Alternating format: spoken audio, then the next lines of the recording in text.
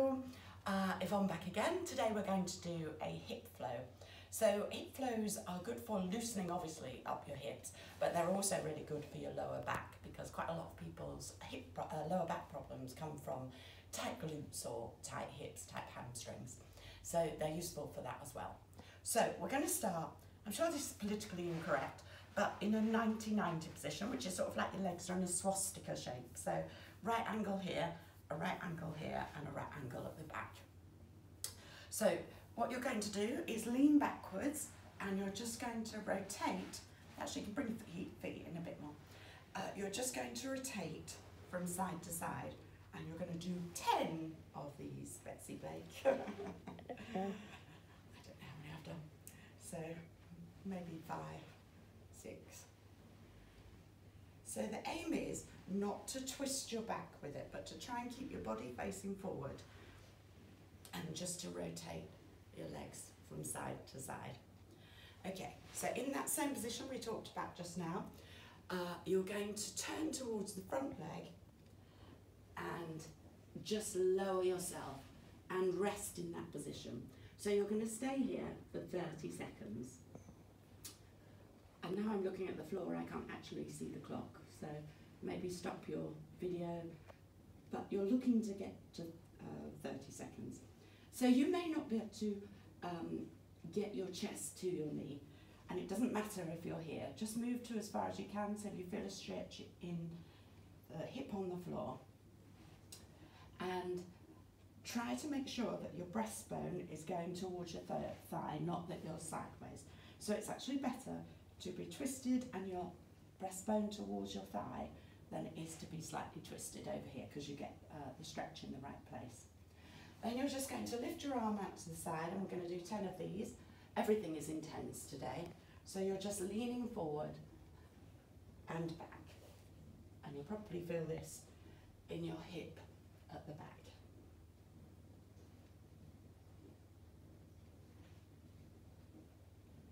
So again, you're aiming your breastbone towards your front thigh. Okay, then you're going to turn around towards the back leg, and you will never get as near, but hold on to your knee and try and pull yourself towards this shoulder, towards this knee. And you'll actually feel that in your lower back, all down the outside of this side. You're going to hold that for 30 seconds. So this you'll feel in this hip and on the outside of the other leg. And then again, pulse forward.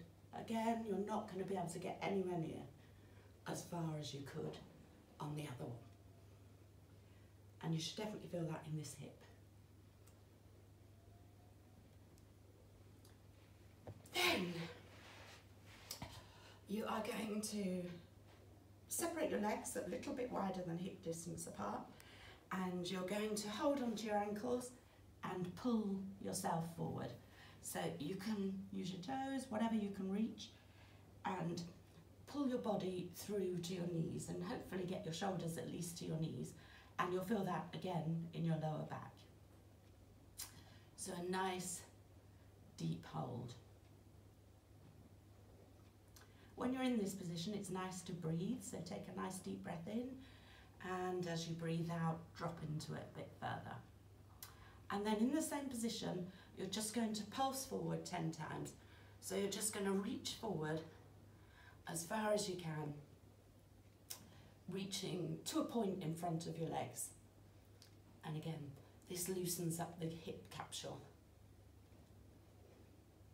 And then lastly, not very good at this one, legs wide, and you're just going to, it's called a pancake, and you're just going to try and walk your hands forward as far as you can.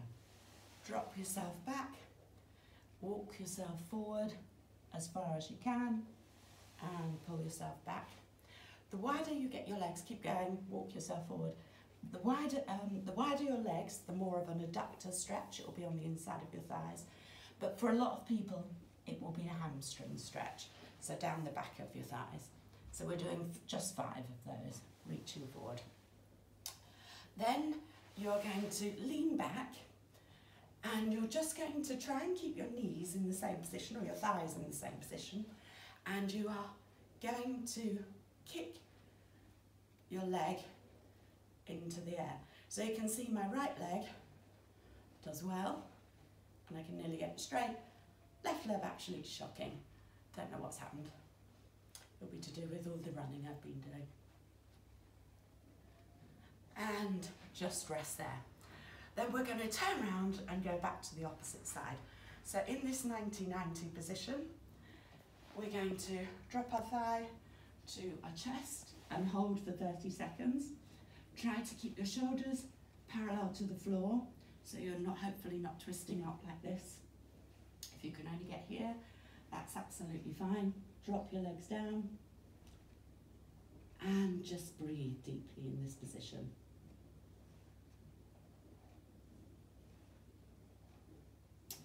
And then just as we did on the last one, you're then going to go into 10 pulses. So arms out to the side.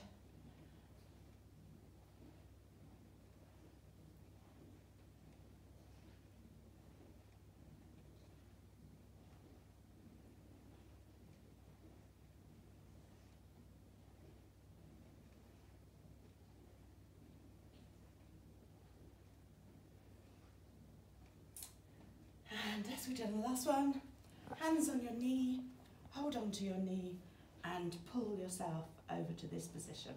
So the stretch, you'll feel it in this hip and along the outside of this side of your body. And you're just pulling yourself as much as you can. It's always good after 15 seconds to take a nice deep breath in, and as you breathe out, pull into it a bit more. And after you've done that, you're just going to go into the pulses again. These are really hard.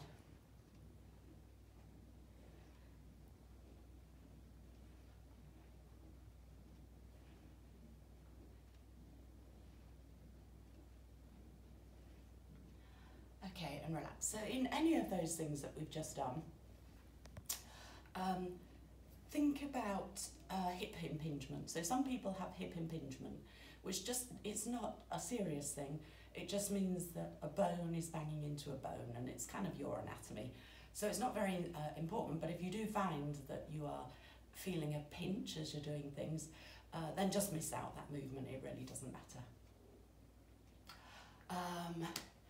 What did I have next? Right, so, frog position. Oh yes, frog position. So, what you're going to do is get your legs as wide as you can. This is for the adductors on the inside of your hip. So get your legs as wide as you can, and all you're going to do is rock backwards and push your bottom towards the back wall. And you'll feel this right the way through the inside of your thighs, right up to your groin.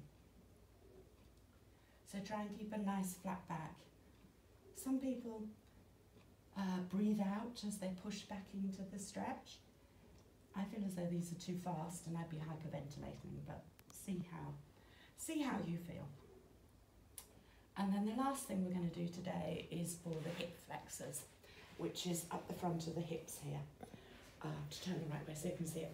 So you're going to put your front leg forward, try not to let your knee go over your foot, and you're going to rock forward and turn into it. So keep your back upright and turn in towards the front knee.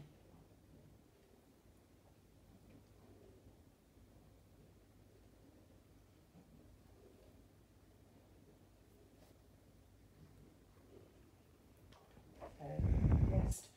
We're doing 10 on that side, and if I turn around, front leg forward, knee not too far forward, and you're just going to turn and twist your body into the front leg.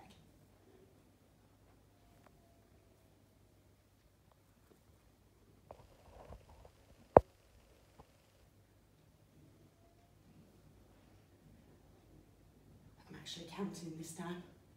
9, 10. Okay, so what we've done is mobilised everything around our hips. There is one last stretch that might be useful to do actually. We'll just add that in for your piriformis in your bottom. So you're lying on your back. Put your knee, or your ankle across your opposite knee. Reach through and grab the back of your hamstrings or your back of your thigh and just pull your leg towards your chest. If you're really flexible and you find that really easy, you can pull your leg into your chest and push your knee out.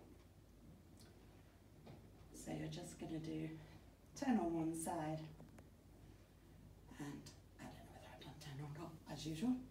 So knee over, ankle over the opposite knee, reach through and pull your knee in towards your chest. And you'll probably feel that in the knee that's bent in your backside and maybe up your hamstrings on that leg as well. It's not this leg that you feel it on.